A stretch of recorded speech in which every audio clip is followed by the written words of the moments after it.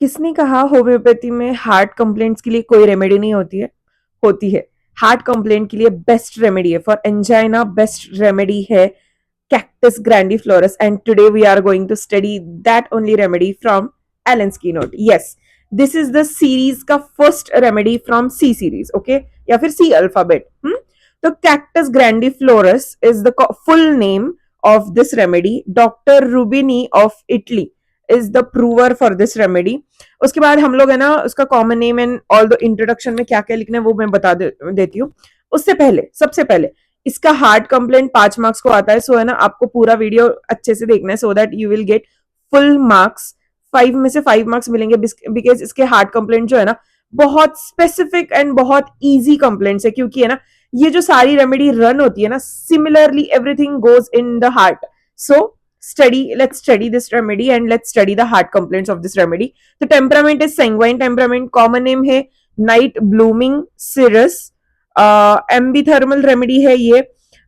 फिर इसके बाद ये वेजिटेबल किंगडम से रेमेडी है, तो इसका जो है ना पार्ट यूज रहता है तो वो पूरा फ्लावरिंग स्टेम से बनाई जाती है ये रेमेडी को. ठीक है. Psora is the background of this remedy. Constitutionally sanguineous people या फिर प्लेथोरिक पीपल, जो पेल रहते पीपल और उसके बाद है ना थोड़ा बहुत भी एक्टिविटी मोशंस वगैरह हो गए उनके, तो है ना पूरा फेस रेड हो जाता है, फ्लश्ड फेस रहता है. मतलब ना प्लेथोरिक गर्ल्स या फिर प्लेथोरिक हैबिट या फिर सैंग्विनियस पीपल्स जिसको हम लोग बोलते हैं.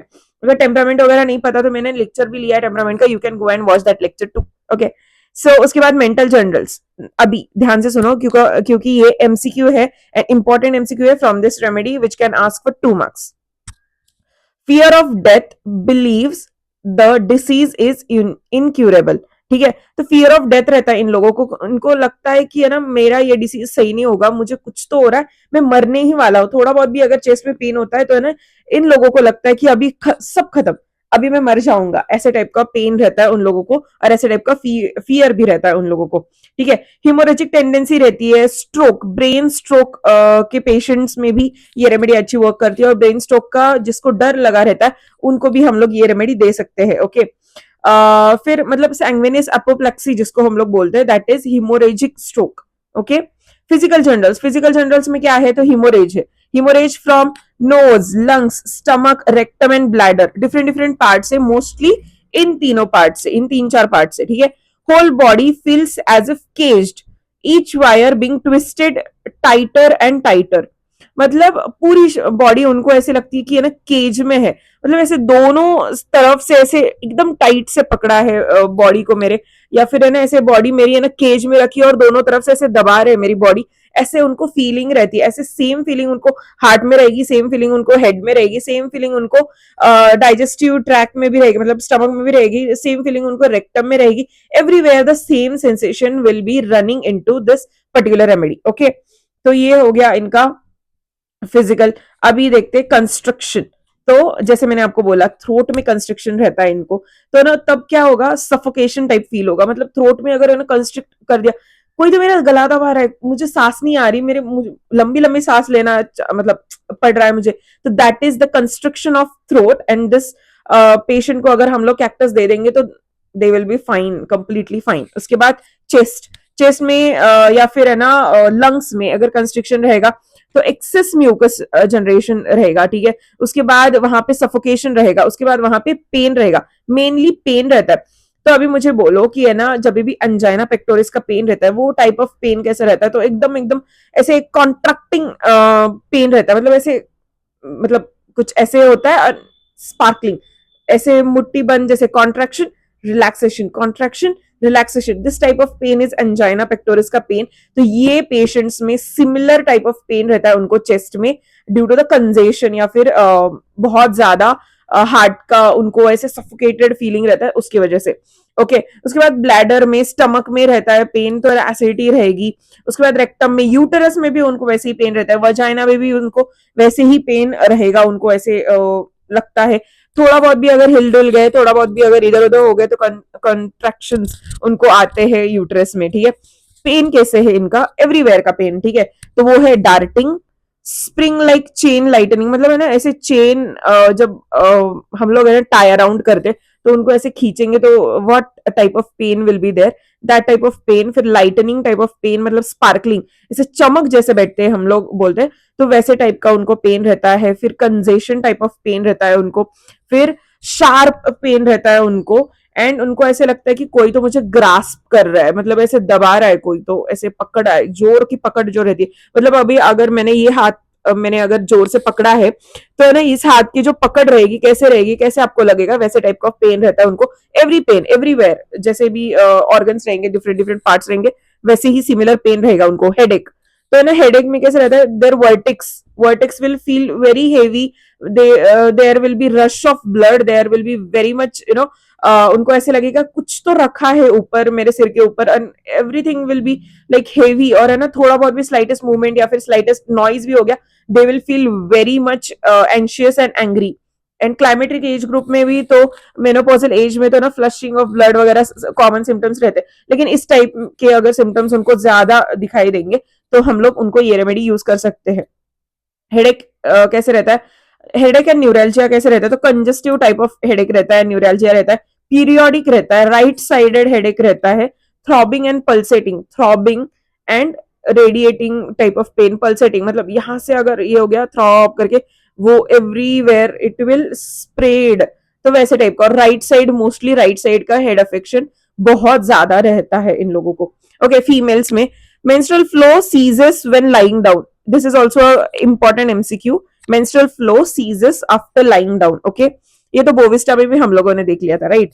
तो है ना उसके बाद respiratory system, operations of chest, great weight and iron like band prevented the normal motion, मतलब उनको चेस्ट में, चेस्ट कैविटी में कैसे लगता है कि है ना मेरा चेस्ट एक केज में है, एक केज में है, वहां पे मेरे लंग्स भी कॉम्प्रोमाइज हो रहे हैं, मेरे लंग्स अगर दब रहे तो मुझे सफोकेटेड फीलिंग रहेगा।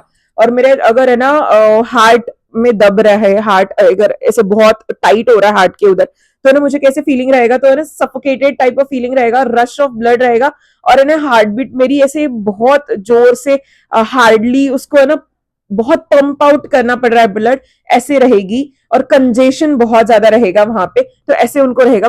फिर उसके बाद उनको पेन रहेगा, ऐसा उनको फीलिंग रहता है चेस्ट में।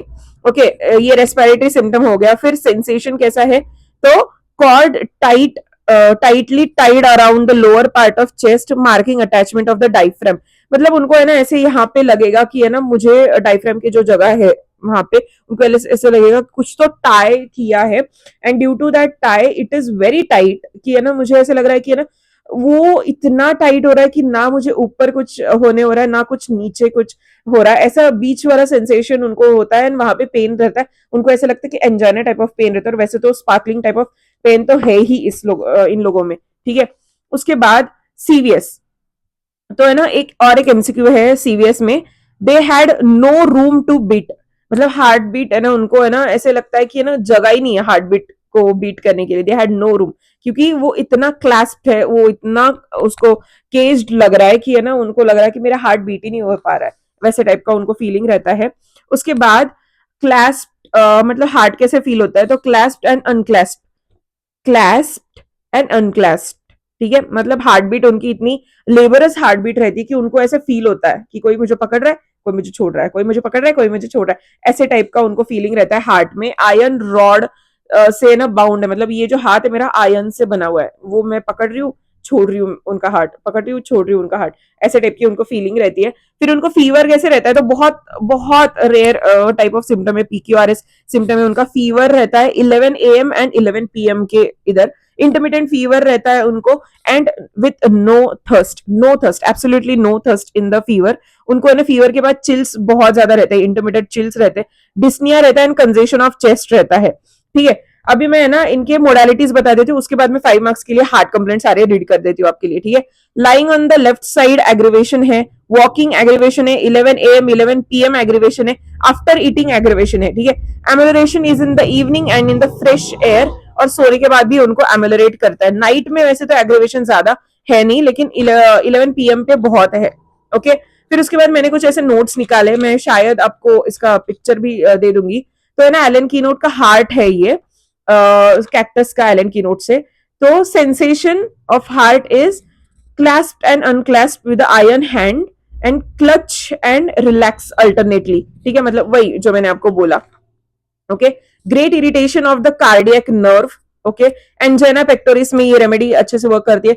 Atrophy of heart in young girls, young school going girls में एट्रोफी ऑफ हार्ट रहता है. Intense palpitation, fluttering sensation in the heart. Fluttering sensation ऐसे जैसे आंख फड़फड़ करती है वैसे फ्लटर करता है उनका हार्ट, वैसे सेंसेशन उनको रहता है with palpitation, intense palpitation. Okay, उसके बाद कार्डियक अस्थमा रहता है. कार्डियक अस्थमा में देखो difficulty in breathing, fainting, suffocating, palpitating and can't lie down. मतलब अगर सो नहीं पाते, एग्रीवेशन है उनका, जब भी वो सोएंगे उनका है ना और ज्यादा एग्रीवेट हो जाएगा. और है ना ये जो है ना कार्डियक अस्थमा क्यों होता है, क्योंकि है ना उनको चेस्ट में वैसे ही फील होता है जैसे कि आयरन हैंड से किसी ने वो पकड़ा है चेस्ट, तो उसकी वजह से उनको लंग्स में कैसे रहता है या फिर सफोकेशन बहुत रहता है उनको, इसलिए हार्ट का ऐसा लगता है उनको कि कार्डियक अस्थमा है उनको. ओके, उसके बाद पल्स कैसी है, this can be ask for 2 marks. Pulse is very quick, tense, hard throbbing and sometimes pulse is very feeble. Okay, उसके बाद 8th point is heart attack symptoms रहते हैं उनको, सारे हार्ट अटैक के सिम्टम्स रहते हैं. मतलब है ना हार्ट अटैक के सिम्टम्स क्या क्या रहेंगे, यहाँ पे पेन रहेगा, एक्सिलरी एरिया में पेन रहेगा, बैक स्कैपुला में लेफ्ट साइड के पेन रहेगा. This is my right hand but I am showing you with this. तो बैक स्कैपुलर रीजन में उनको पेन रहेगा, that will be radiate to this side of neck. फिर वहां पे नमिंग एंड मतलब थोड़ा जैसे मुंगी आने जैसे पेन रहता है, नमिंग टाइप ऑफ पेन, वहां पे पेन रहेगा. लैटरल बाजू में पेन रहेगा, जॉ में पेन रहेगा, ये हेड आधा हेड दुखेगा. फिर ये लिप्स के इधर नमनेस और पेन रहेगा उनको. एंड देन हैंड के पीछे के साइड में उनको पेन रहेगा and till it will goes to finger. ठीक है, with numbing. This type of pain is heart attack type of symptoms. Everything will be covered in the cactus itself. फिर उसके बाद 9th पॉइंट है palpitation with vertigo and loss of consciousness. Palpitation रहता है उनको वर्टेगो के साथ. ओके, मतलब डर जाते हैं वो लोग, पैल्पिटेशन हो जाता है और फिर वर्टेगो खा के चक्कर खा के गिर जाते, बेहोश हो जाते. This is the symptom of cactus. उसके बाद 10th एग्रीवेशन एंड एमोलरेशन है. वॉकिंग के बाद एग्रीवेट होता है, नाइट में एग्रीवेट होता है, लेफ्ट साइड में सोने से एग्रीवेट होता है. एंड एमोलरेशन है rest, open air and sleep. Rest मतलब बैठेंगे अच्छे से आराम से, उसकी वजह से. Okay, so this was the cardiac symptoms of cactus grandiflorus which can ask for 5 marks. And yes, this was the short remedy. I hope you like this remedy. If do, then do consider subscribing to my channel. Until then, bye bye.